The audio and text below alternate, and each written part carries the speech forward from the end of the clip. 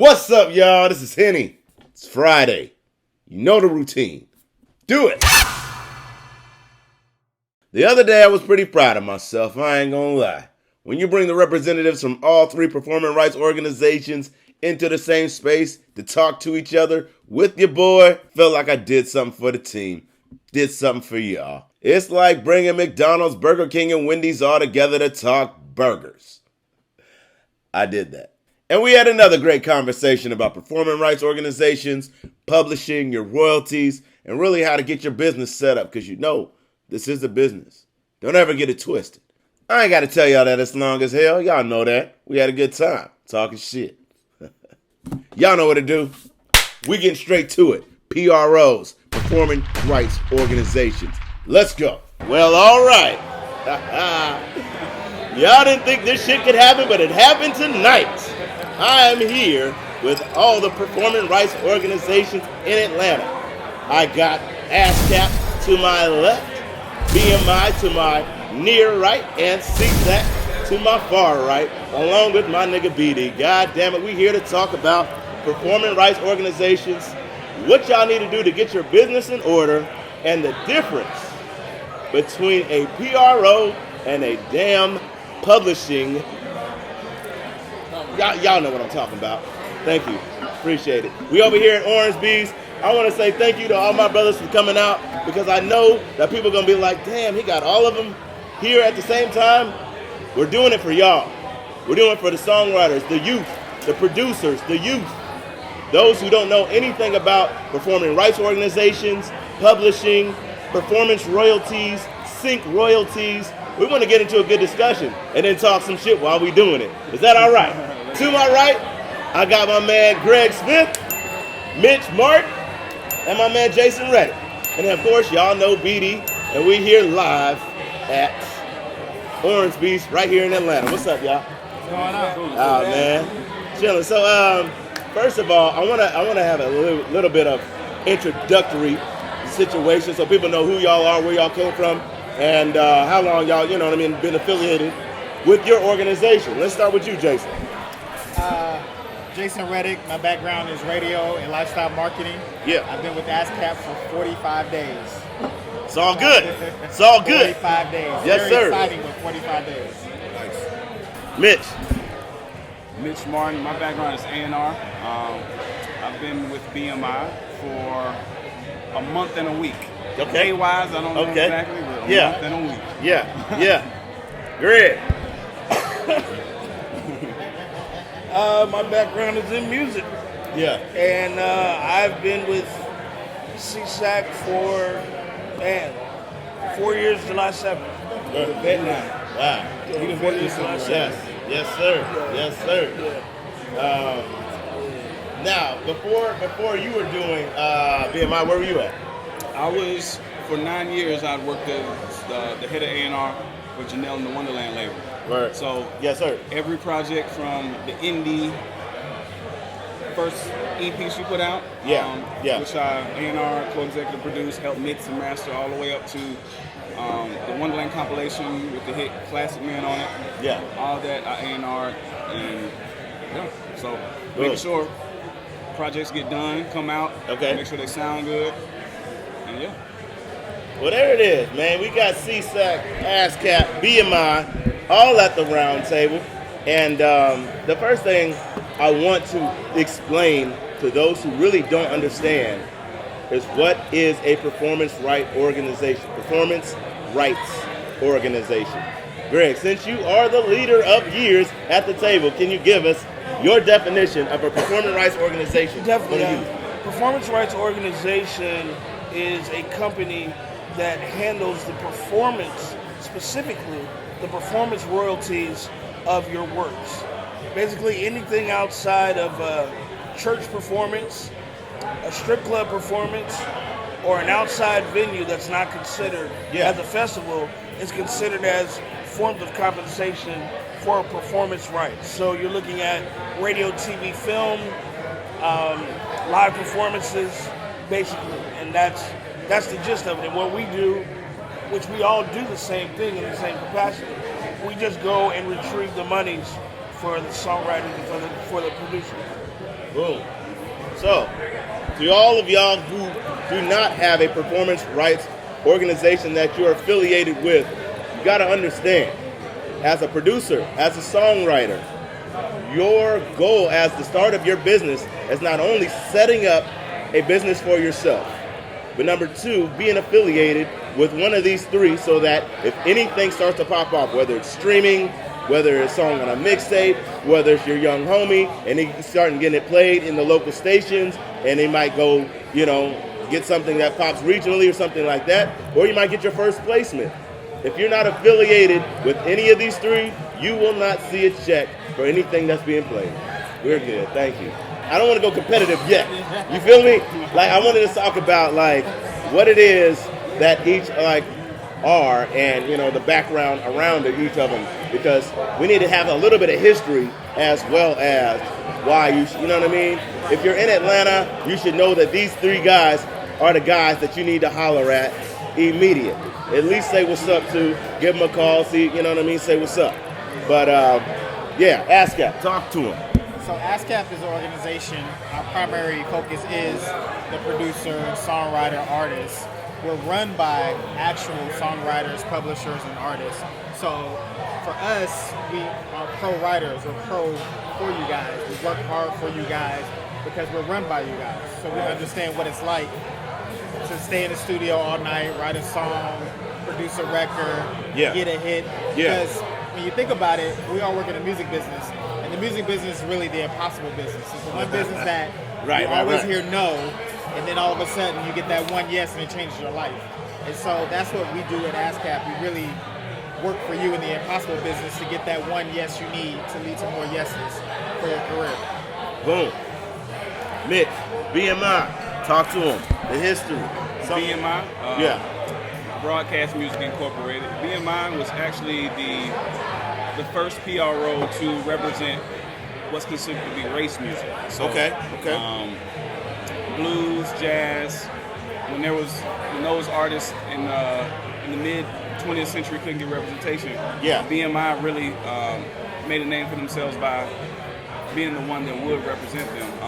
So they have BMI, we have a strong link with our community going back almost 100 years now. So, like I said, our mandate is to increase the visibility of BMI within not just the city, but nationally. Let upcoming songwriters, producers, creators know that when you come and affiliate with BMI, we want to do what we can to expose what you do through events, through showcases, through partnerships, connecting you with other creators. So, that's what's up. Great. Well, Sesac, out of the three, Sesac is actually what a lot of people don't understand is that Sesac is the second oldest behind Ascap. Ascap is the oldest, and then us, and then BMI. But Sesac originally was a European organization that came over to the United States. So we started overseas. I guess the differential, I think, like I said earlier, we all provide the same service. It's just, what are we looking for? What do you need? And really what it's based on at the end of the day is the relationship. And so, with that being said, we also cater to the songwriter and the producer. We try to get as much exposure as we can. We've been more dedicated to the songwriters. Where BMI and Ascap give you a little more of the face of the artist, but now we're kind of doing that as well. In several genres. So that's basically it for us on our end. Man. Well, here's the thing for me. I've had, situations with all three. All three have treated me right. I've been in the game for a while, and I'll tell you, when it comes to being a producer, songwriter, you just got to understand that it's relationship-based, like you just said. I was telling Mitch right before everybody else came that when I was a part of BMI, and I was young and I didn't have any placements, I didn't register any songs, I just signed up. I didn't know what was to be expected. You know what I mean? I just signed up. Somebody said, sign up because that's how you get your publishing, right? Being a young nigga, right? And ended up not really understanding what it was. I started getting sync licenses on a few movies back in the 2000s, like So We Can Play That Game, Hair Show, Barbershop, those things, and I realized, okay, this thing starts to come, periodically through the year. So if you're a part of these organizations, they don't all pay the same at the same times. Their pay once might be every other month, one might split, versus like what you're getting internationally versus what you're getting domestically. And you got to really understand how you're getting paid. If you are in the music business, you have to learn about your business. You have to learn about how you're going to get paid and why it's important to build these relationships. And so I've known these guys over the years throughout different aspects. Mitch was A&R, Jason was over there at radio, you know what I mean? Greg was over there songwriting, doing other things earlier on. Like, we've seen each other in different aspects of this game, but you build relationships and you understand that people go to different places, and if you don't have the relationships, you won't be able to do shit like this. Straight up. The other thing I want to point out is that, as the titles indicate, they're reps. They're representatives. They're representatives, Anybody that's representing you, you should have some type of relationship with them. Period. This is one of the situations where someone is it's a little bit different than a manager, because once you affiliate or sign yourself to a PRO, you can't control who they hire and who they fire. So it's good business practice to have relationships with people, anybody to represent any part of your interest. You should have some sort of relationship with them. Good, bad, and different, because even if I always say I can always deal with somebody if I know what I'm dealing with. So if it's somebody with a bad attitude, then I know, hey, I got to talk to them this type of way. I got to figure out what's going on or who the person is to circumvent them. But you have to know that. But if you don't, then you're just sitting there like, well, I don't know how this happened. I don't know this. And that guy ain't shit, and this guy ain't this, and this guy ain't that. Anybody, basically all that, long story longer, if anybody is any type of representative in your career, you should have a type of relationship with them. Now, it just so happens, like, we have personal relationships with all these guys, and they're just cool. And it just so happens that it's that way, but it doesn't always have to be that way. And it doesn't start that way. Sometimes exactly. It's a cold call, seeing if they'll be like, hey, it's an introduction saying, hey, I'm in the Atlanta area. I'm part of your organization. I just want to let you know I'm this person. If you ever see my name pop up, just know that it was me, because they're getting thousands of calls, emails a day about, yo, how can I get my shit popping? That shit's not going to help you build a relationship. Can we speak on that? Well, I think a lot of people have to understand that the PRO's job at the end of the day, if you just want to be blunt, yeah, straight up, you get hot. Yeah, I make sure you get paid. Period. That's it. Yeah. But I tell a lot of people that come to the office, there's a fine line between being vested and being invested in an individual. Yeah. And so when you build those relationships, you want to make sure that they're taken care of, because you never know what's going to happen in the long term. I may be in a different position. You may be in a different position. You may be in a different position where we can help each other. But for all insight, you got to get high. Yeah. It's on you. I can't make nobody put your record on the charts. I can't say it's a great record. My opinions are like noses. Everybody got one. Come on. And so I may think it's great, but I think one thing as a creative, don't come in my office telling me it's hot already. Don't do that. Let me tell you it's hot. Because if you think it's hot, who else don't think it's hot? Yeah. Yeah. So I think that's one of the most important things. Now, a lot of cats think that, okay, I got something buzzing in my city, I got something buzzing in my region, I should be able to go to one of these guys and get a check immediately. Let's talk about it. Jason, I got my shit buzzing in the city, buzzing in the region. I'm trying to holler at you, man. How do I get a check? Well, I'm trying to get an advance from you. Let's keep it funky. So there's definitely potential for that, but it takes more than just a buzz. We need to look at what you got coming down the pipeline, what future records you already have, what you've already done, your catalog. You have to really have something built up and tangible that we can track and see what you're doing to know, hey, you're worth this investment now because it's definitely going to come back. Right. It helps us help you get further. Right. But just having one song, those days of just giving out checks, nah, that's not happening anymore. So let me tell y'all this. About 10 years ago, you could still get a check based off your hype. Because people would hype you up. You would go around, say you were unsigned. You weren't a part of any of these affiliations. You could be like, well, hey, man, BMI is offering me this. Can you beat that? Can you beat that? What you got in the pipeline? Here's the thing about pipeline. You're going to hear that word a lot. Pipeline means anything that you have either coming out recent, that's already been coming out, that hasn't been, you know what I mean, hasn't really hit yet, like you got it on an album or something like that. That's official, or stuff that just hasn't accumulated everything monetarily yet, right?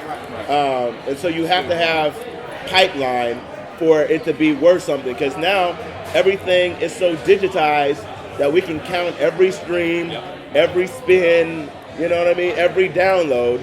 And so you can't tell somebody that it's just popping, because they'll be able to do a search and they'll be like, it's okay, but it ain't really worth shit yet, right? So, I mean, like, when it comes to getting, let's just be funky. What's your pros and cons about getting? Hold up. Before you can add that question, I think the most important thing that Jason said was opportunity sometimes, but it's an investment. So it's meaning investment, they expect a return on it.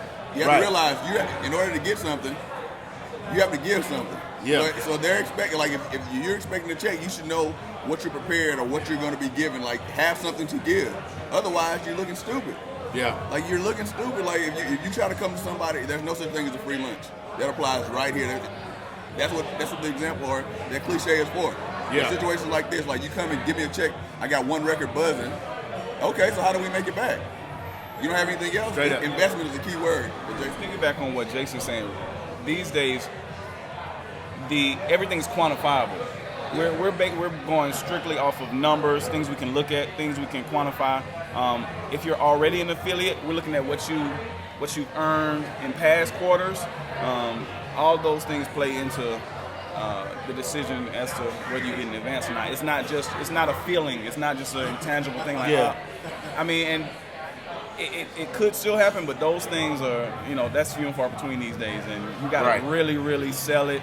And at that point, your ass is on the line because you really went in and went hard for this this writer, this producer. Right. You didn't have the numbers to back it up. As a representative. Yeah, you could end up looking like a genius, or you could end up out of the gig. I think another thing too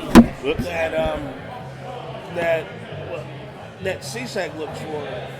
We look at how much of the record you own. Of course. Okay. Yeah. If you say I wrote on Chris Brown, whatever. Okay, well, how much do you own? Yeah. Oh, well, I own 2.5% of the record.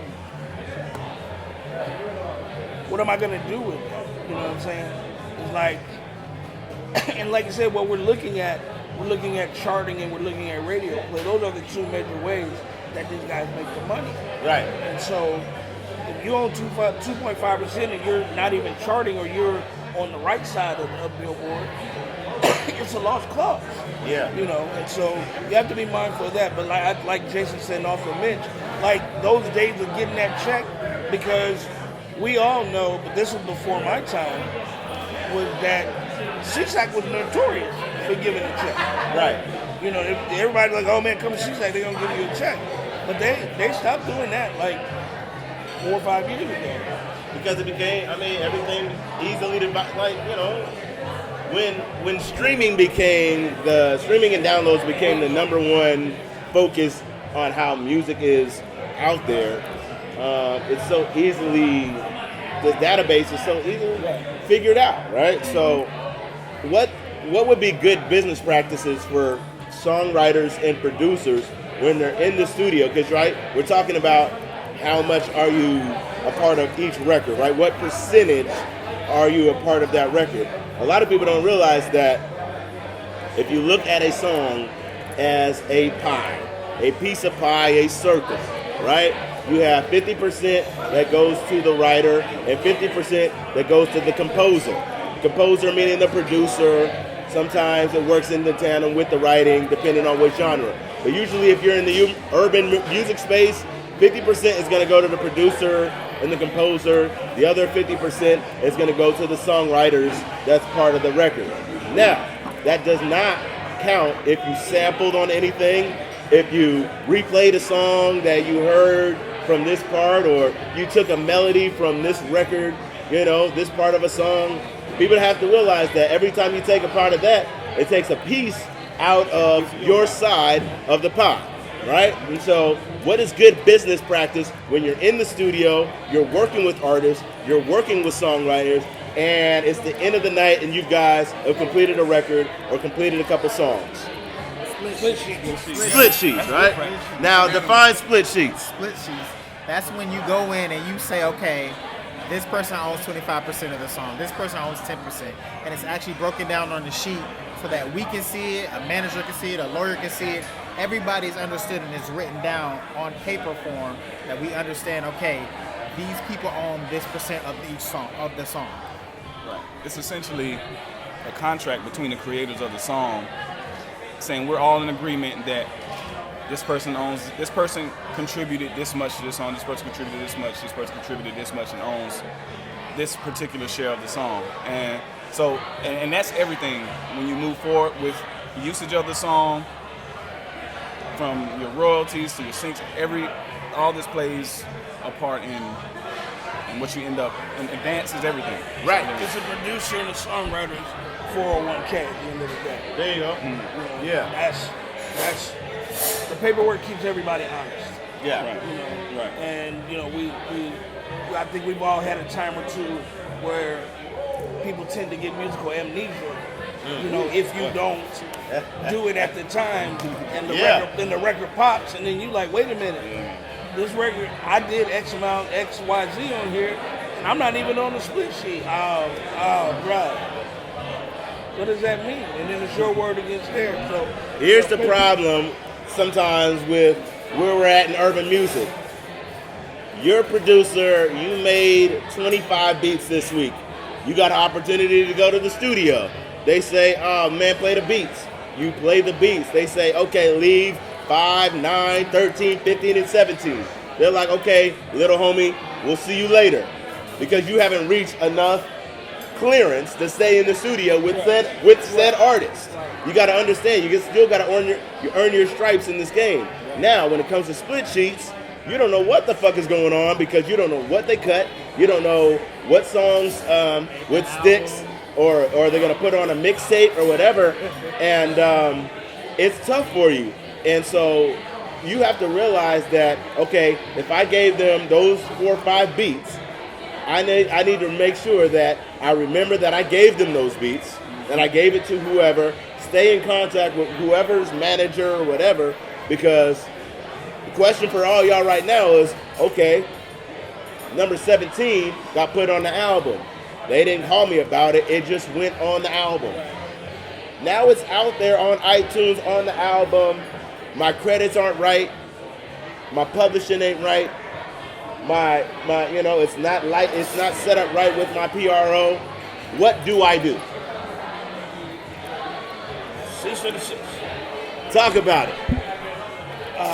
Anytime there's a discrepancy in a record or a project, if you file a claim, it's the label's responsibility to stop all payment on every song of the album until you get clarity. Yeah. Unfortunately, there are cases where you get people. There are habitual individuals that call and say, "Talk about it." Hey, talk about it. I wrote this. I have this. We'll do it offline. Yeah. I have a chick that calls. Yeah. All religiously. Oh my God, And an she habitual wrote claimer. Claimer. Okay. And her biggest claim is Bad Romance for Lady Gaga. That's a big claim. It's a big claim. That is a big claim. She's like, Same person. it's the same person. Jeez. I'm like, can you send us the paperwork? Yeah. Can you send us the demo? Can you send us something Right. that can help us? Well, I'm going to try to pull these papers together, but I know I wrote that. They took like 4 of my words. They took 4 of my words. I need 50%. So those things happen. Yeah. You know, they happen because everybody's trying to win. Everybody's trying to get a check, and you know, you want to hope that you're in a room with a bunch of honest people. And You're a not. bunch of you're not. You're not. Or Let's just be fair real. people, but you're Yeah. not. You know. And when you're the bigger guy in the room, like yourself, you can kind of navigate who does what and how to move accordingly. But people have to realize is that, like Greg said, you know, you have to go. Let's go back around. Let's talk about relationships. Say, hey, Jason, I'm on this project, bro.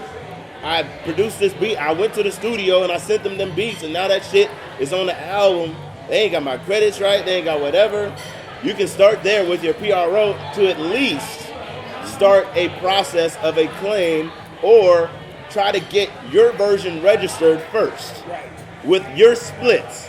Because the problem is whoever sets the registration up first is the one they're going with. Am I correct? Right. After that, right, it's, claim on claim on claim on claim. And until everybody gets it sorted and figured out, nobody's getting paid shit, right? And that's the issue with the urban music game is because so many of us are just dropping beats off. And you're not in there composing with songwriters and doing other things when it comes to, making a lot of these songs. They're just sending beats, emailing beats. People are buying beats online. Like, there's a lot of stuff that fucking happens. Yeah. Somebody end up with your beat and you don't even... Come on, man. Like, it happens. But when it comes to good business practice, at least have the relationships with people like these. So say, hey, I just heard that. What can we do? Right? So, what is it that, a producer should do? Should he be registering beats? Can I say one thing though? Before you do that? I want to ask that because some people don't understand. That's Go a ahead. good question. I'm just saying, before you get mad, get informed. Before you get mad and start, man, them and this, because you may not. I mean, honestly, sometimes people forget who did the beat, who sent the beat. You just don't know. But if it's already moving, that's why you want to have this relationship first. Like, look, I did X, Y, Z. Oh, word? Now you have allies. You have people that are like, oh, yeah, well, I can help you get to the bottom of yeah, that. and you're with us. So, yeah, of course, we want that too. We want ours too. You know what? Let's go ahead. Let's get you taken care of. So before you get mad, get informed. And sometimes before you get real mad, wait for that shit to get hot. If you're on a hot album or if you're on a hot mixtape, because sometimes these mixtapes or these things that are dropped on SoundCloud or whatever, they start buzzing and you didn't get your just due, wait for it to get really buzzing before you really start to make a fuss. Because the main thing I'll tell a young producer is you can fuck up your whole first chapter in your music career because you fucked off a bad relationship by going at these guys for trying to get $700,000 that you thought you would have got. If you would have just been a little bit more patient, talk to your reps, and try to build relationships so you figure out, okay, so y'all got me on that one or whatever. You got to learn how to take your smart L's. You're going to take L's regardless. You got to take smart L's, right? That's what my nigga down. But I always say, you got to take the smart L. But I mean, you know what I mean? That's what you got to do. Strategic L's. Strategic L's. There you go. But for these young producers or songwriters, should they be registering these songs with you guys before they're placed, before they're on records? And, should they keep that up on a daily basis? Because I still get questions all the time about should I send all my music to the copyright office? That's what I was about to say. Is that I personally don't encourage them if the song is not in its completion mode. Yeah. I don't encourage them to register. But what I do is that if it's the concept is already there, I definitely urge you to copyright it. And you don't have to do one at a time. You can do Songs of Henny the Biz Volume 1 and register 10 to 12 at one time, and then the copyright is what keeps you safest. The PRO, and just because you register the song with us, doesn't mean the song is copyrighted. Right. And so then you're looking at some whole other craziness. Yeah. So, and then also, if you're a composer that just does music, then you should register. Right. Because you may just be a TV and film guy that just does background music. There you go. So it varies. Yeah. It varies. Well, hey, let's talk. The big question, where I get, people ask, and I know you guys get hit all the time with, what the hell is the difference between a performing rights organization and a publishing company? Like, they don't understand publishing at all. I heard people say, well, I'm okay. Because Ascap going to take care of it, BMI is going to take care of it, Sesac going to take care of it. So I got that. Like, well, that's publishing. Yeah. That's publishing. I don't think that's... Let's talk publishing thing. versus a performing rights organization, which is part of your publishing. Mitch? More experience. Go ahead, Mike. Go first. And the reason why a lot of times we defer to Greg is because it's so much stuff in publishing. Publishing is so layered and technical that if you don't do it right, man, you'll miss out on stuff. So a lot of times we like to get the lawyers involved and things like that because publishing is so intricate. It is. That you just can't go and sign and be like, oh, okay, yeah, like I'm good to so go. many layers to it. Well, I will say, first and foremost, your PROs don't ever at any time own a piece of your music. Right. So we're advocates. We go out and we track the usage, the performance, and we collect, we pay out. But we don't have a stake. All three PROs are nonprofits. So you guys aren't. I'm sorry. I'm learning too. I didn't know Sesac. Hey, we all learning in this bitch. Sesac is Greg, you want for-profit. another one? Well, there it is. Well, A Jack and Ginger and Buffalo Trace. Thank you. Yeah. well, ask Sesac is Sesac is a for-profit. Here's the reason. You know what? We have to talk about this on a part two because I don't want to confuse a lot of people because we've done a lot with it in the last year and a half. We've done a lot with the DOJ and the Department of Justice and the licensing capacity that really we didn't deal with as much as you guys did because the laws were saying, the DOJ was saying, okay, if you had Ascap and you had BMI and y'all do a song together and the record pops off, the DOJ has the right to say, instead of just splitting it like the split says, we just gonna give all the money to you, and y'all figure out how y'all gonna split it up. And it caused a lot of controversy in the last year. And so, but that's a PRO part two. We'll do that at another time. But we will say, rolling back into the publishing, we suggest that you attain a publishing company with your PRO because half of your percentage goes to the writer side of your entity and the other half goes to the publishing side. And what happens a lot of times is that people get lost in the sauce because they don't want to pay the $200 or the $300 for that publishing entity. Yeah. Sesac, we don't charge. But when, I've had a lot of cases where a record is moving and then we're trying to get the splits and get it registered correctly. And you're like, okay, this dude is with BMI, but he doesn't have a publishing share. He just got a writer's share. Yeah. And then it gets all confusing. Yeah. It gets all confusing. Unknown publisher, right. So we want you. It's a mandate to have that publishing entity because that part of the ownership of your record, provided a Sony ATV or a Universal or a Cobalt comes in and says, I want to do business with you, they're going to take a percentage of the publishing side. Yeah. And so, and it's usually down the middle, unless it's like a Cobalt, which does like the 80-20 split for, more admin deal. Yeah. So we definitely encourage you to do that.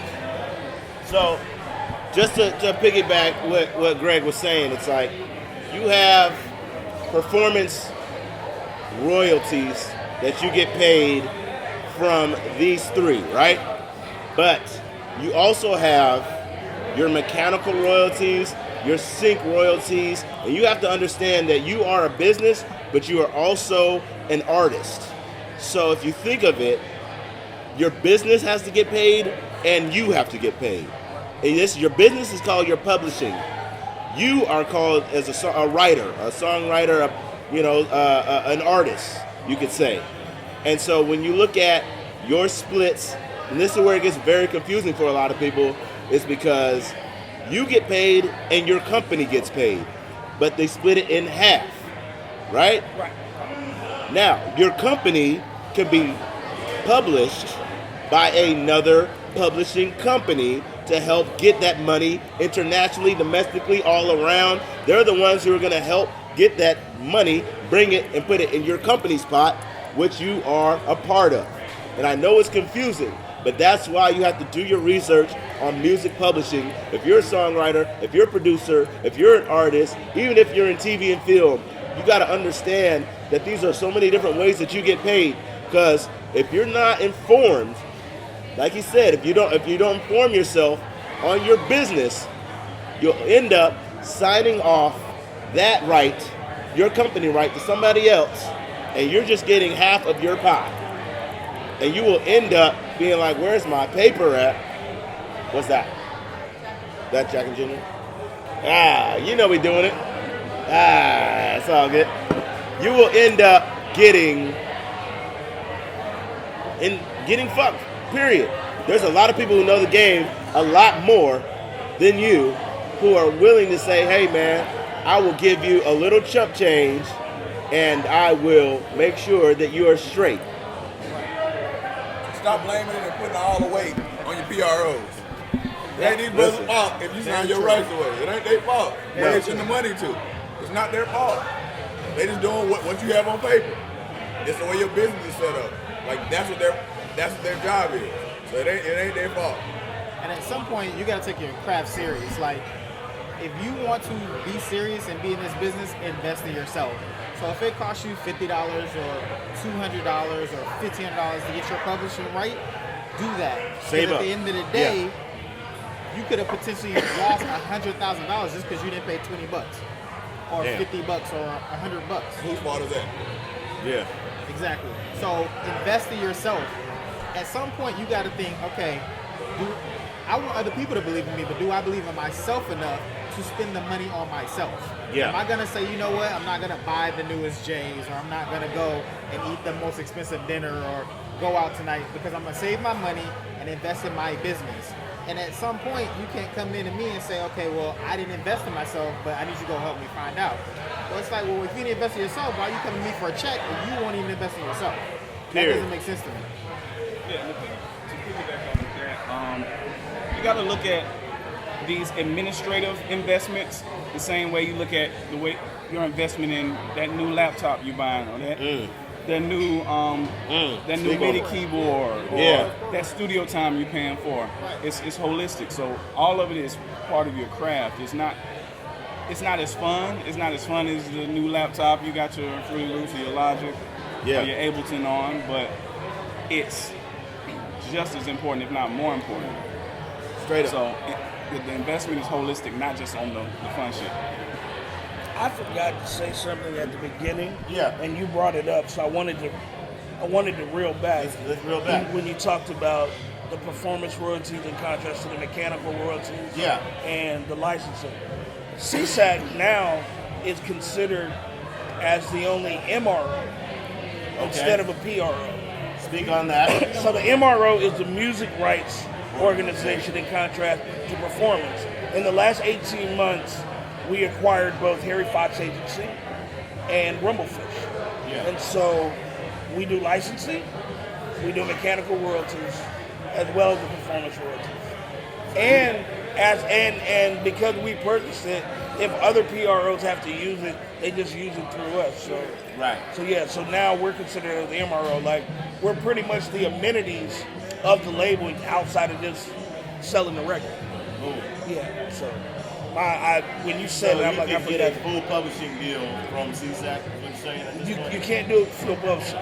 Stop. I'm just Stop. No. People What you gotta can know. what you can do is that what you can do is you have the opportunity Right. to go and get your mechanical royalties as well as your licensing. A case in point, one of my clients is the infamous Pastor Shirley Caesar. Okay. And we all know last Thanksgiving, Yeah, she beans, went viral greens, like a potatoes, motherfucker. tomatoes, yams. Yeah. Man. So what happened, and it's public knowledge, so we're good. What happened is that I was in Nashville and I get a call from Rumblefish. And they're saying, we got to find Shirley Caesar. I said, okay, what's going on? And they were like, well, from a licensing standpoint, because so many people are doing her song Yeah. on YouTube, she's losing almost $3,000 a day Wow. because we can collect for you, but we got to get the paperwork right. And so Pastor Caesar, who is well in her 70s, maybe early 80s, wasn't really aware of that. And so we had to go and explain to her that, and she didn't really care about the money. Right. She and Snoop ended up doing a version together, and they gave it all away to the homeless during the holiday season. But that was the first time I had to deal with something besides Sesac. When Rumblefish called, I was like, I don't even know what y'all do. Right. Why are you calling me? And they're like, well, we got to find her. And so they're doing the licensing and syncs. Of course, we all know who Harry Fox is as far as the mechanical royalties are concerned. And of course, Sesac from the performance side. So, Well, shit. I mean, y'all hearing it first. It's a lot of examples. There's a lot of nuggets in here. Just really trying to help you understand performance rights organizations, mechanical royalties, performance royalties. Now, if you don't know too much about synchronization royalties, that's when you have your music synchronized in movies, synchronized in TV, synchronized on commercials. And that literally is a lot of money. That a lot of people want to get on albums. They want to have the hit singles. But I remember back in my I think I just graduated, right? And we met the dude who made Always Coca-Cola. Stupid thing. He wrote a jingle that lasted a whole generation. And his royalties, performance, mechanical, synchronization, and TV and commercials, that's all he had to do. He did that one jingle. And so you got to realize that there are so many ways to make money in the music industry, specifically now that you're having this show is on YouTube. You can find other YouTubers that are having millions of views per video that they put up. A lot of these people don't realize that you can build relationships with the vloggers, with those people who are making videos on YouTube. They are getting millions of hits. Now, how does that relate to you? You gotta be an affiliate to one of these. You gotta make sure that it's licensed correctly, and then there's another thing called Sound Exchange. Can we talk about Sound Exchange? Anybody? Well, we're gonna talk to Greg, because you know what, Greg? Listen, bro. Here's the thing. Hey, when you're the wise man in the bunch, sometimes we're just gonna refer to. Okay. Here we go. Here it goes. And here it goes. Here it goes. Create music. Bro, damn. Get your credentials. Get your credentials. Come on, hey, listen. Well, shit, if we everybody knows I carry the towel. I carry the towel, baby. So, Sound Exchange. Sound Exchange is basically it's an amenity that helps you collect your digital royalties. Yeah. And it doesn't affect what you do from a PRO. Right. It's just another way to help you collect your royalties from a digital space. From digital space. Right. From things that are on the internet, look up Sound Exchange. I will put that down here along with everything else that you'll be seeing on the screen. But last but not least, if I was a young up-and-coming producer, songwriter, I'll start to get a buzz. Why would I go to y'all? Who would I want to go with? Since you threw the towel out. Well, Since you threw the towel out and you wore the shirt. I feel at some point it's got to get competitive. God damn it, we're in the situation room. Let's talk about it, and I'm gonna pass it over here to the most experienced. oh man, I'm gonna plead the fifth No, because not acceptable. I think we should let the other guys speak. I'm curious to know because I'm curious. Hey, so Okay, I all mean right, I can well, go no, first. we will go with the newest. Well, the newest. Newbies. The new. Hey, I've been drinking. Y'all know what it is. Edit, sing. It's not even gonna get cut. Somebody So, cut this man up. Mitch, well, really, let's BMI. Going back to Yeah. what we discussed at the beginning of our little round table. Let's go. It's relationships. It really is. If you have a conversation with both Greg and I, or Greg and Jason, who you vibing with the most? I mean, That makes a lot of- at the core of what we do, at the core of the services we provide, like you guys said, they're comparable as far as getting you paid. right. Splits Now, won't change. locally in this city in particular, BMI, has a long legacy. My boss, Catherine Bruton, has been really instrumental in making sure that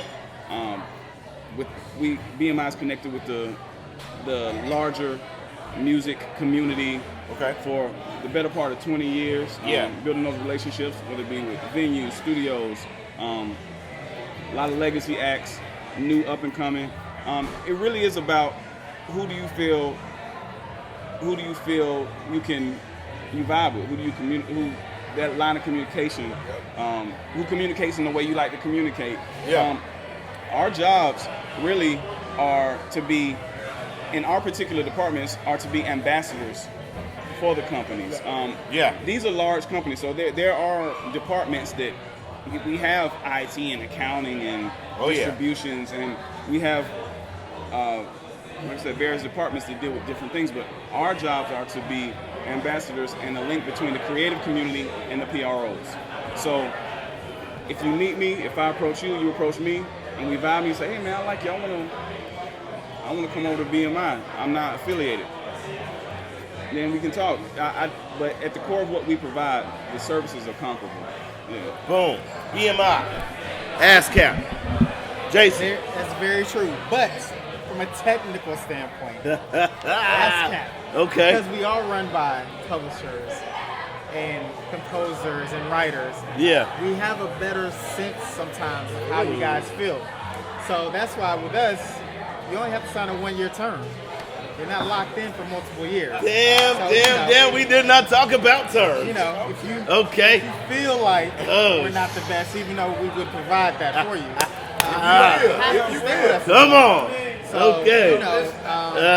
we have a shorter term because we don't want you to feel like you're indentured to us. We want you to feel like you have chosen us Yes. and that you want to be with us. So, we don't want you to feel like you're in a ball and chain situation in marriage. Damn it. I just want you to feel Damn it. like, Damn you it, man. chose us.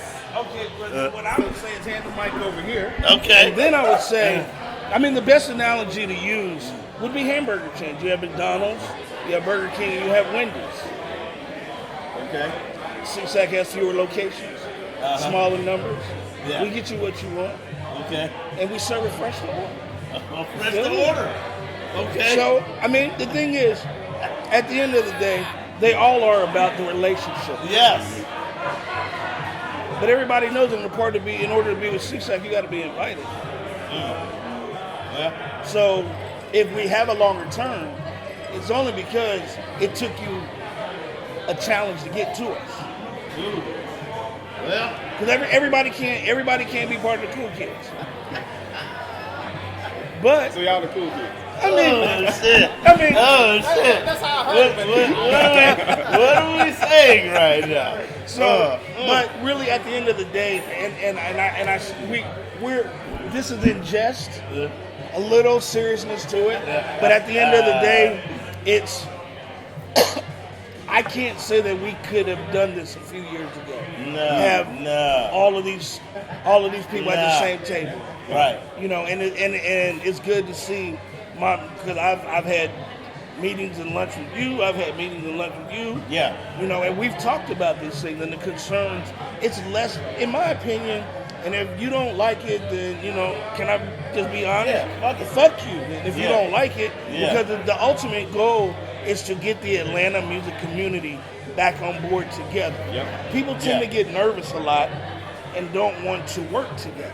Yeah. Let's really get into it. Yeah. Because I use this analogy all the time. I said two of the greatest producers in this time frame right now are Max Martin and Dr. Luke.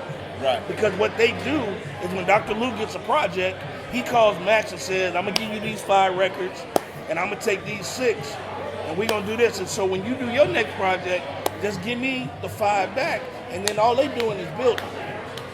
And nobody's mad. Mm-hmm. But in Max Martin and Dr. Luke, those are humongous. I mean, who are they with? Oh, 52 minutes. Okay. That's a great point. I just want to know that was a great point. You see where we rolling with. I just asked you. No. I was just asking. Okay. All right. I love it. This is all about unity in our music community. Yeah. You know, the ultimate goal is to have as much percentage of your entity.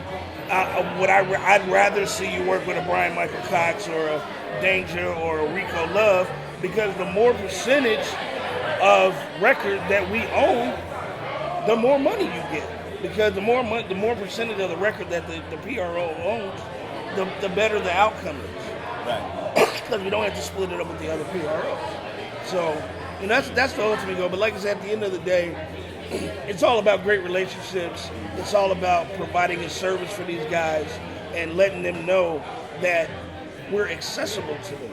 Because there was a time when they weren't accessible.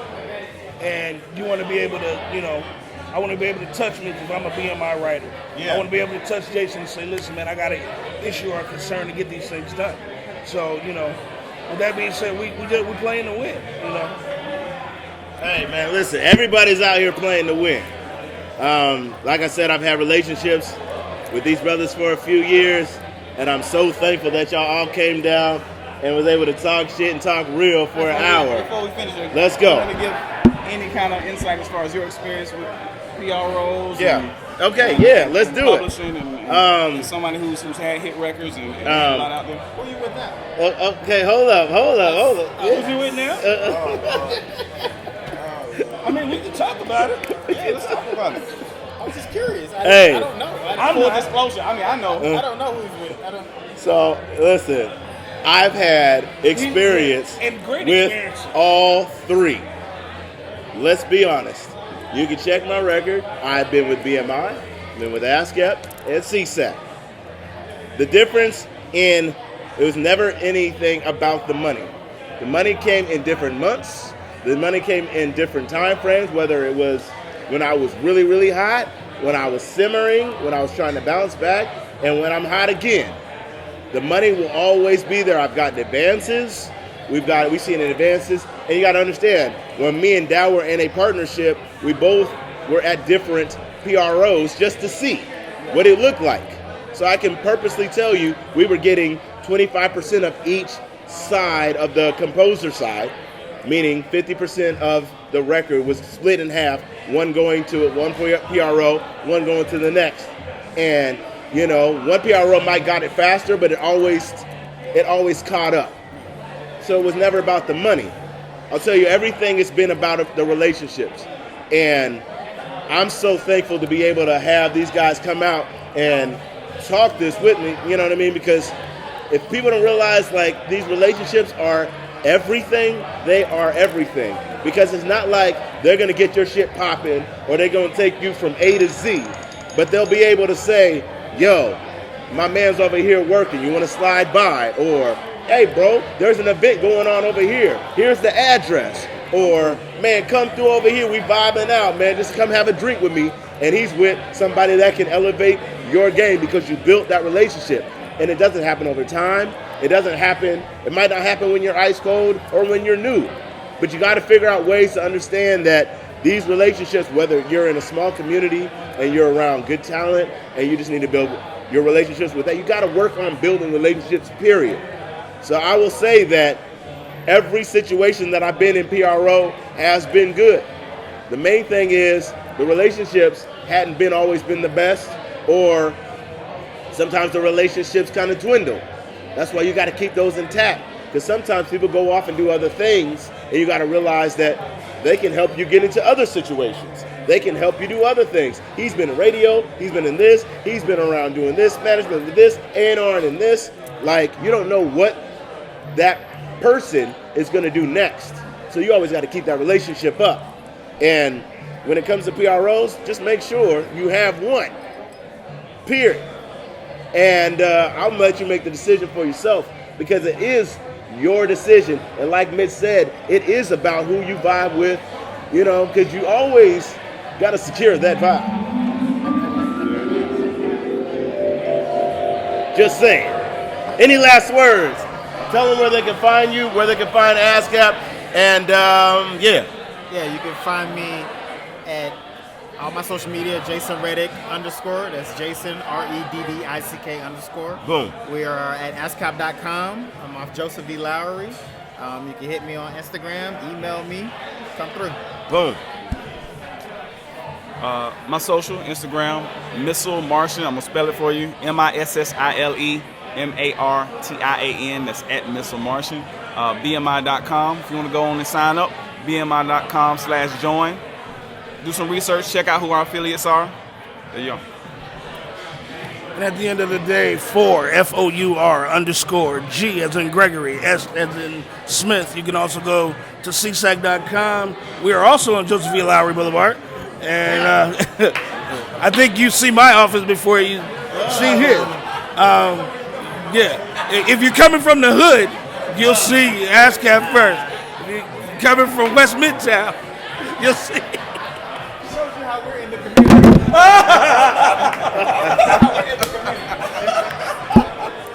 There you have it, baby. Another Henny'z Hangout. Can I get a toast with waters and drinks?